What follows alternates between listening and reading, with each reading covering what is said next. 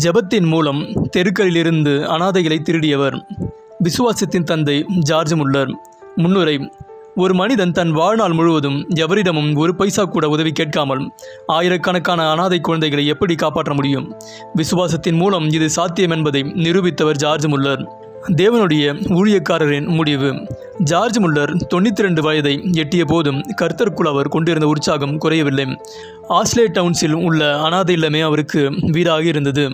ஒரு நாள் மாலை தன் மருமகன் ஜேம்ஸிடம், இன்று எனக்கு சற்று களைப்பாகி இருக்கிறது என்று கூறினார். ஜேம்ஸ் அவருக்கு உதவி செய்ய ஆட்களை ஏற்பாடு செய்ய முன்வந்த போது, நாளை பார்க்கலாம் என்று மென்மையாக மறுத்துவிட்டார்.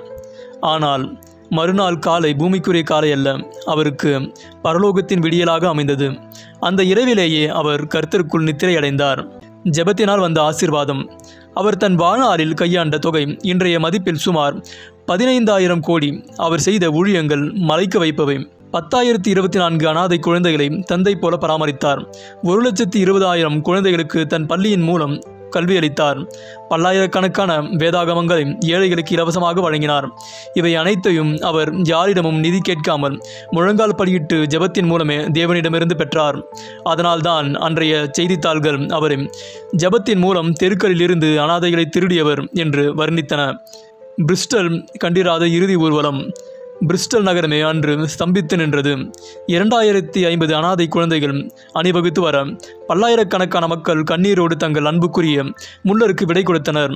ஒரு மனிதன் தேவனை முழுமையாக நம்பினால் ஒரு தேசத்தையே அவர் பக்கம் திருப்ப முடியும் என்பதற்கு அந்த இறுதி சடங்கு ஒரு சாட்சியாக இருந்தது. ஜார்ஜ் முல்லரின் அறைக்கூவல்.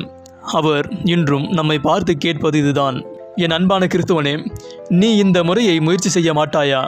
உன் கவலைகளையும் பாரங்களையும் சுமைகளையும் தேவைகளையும் தேவன் மேல் வைத்துவிடு.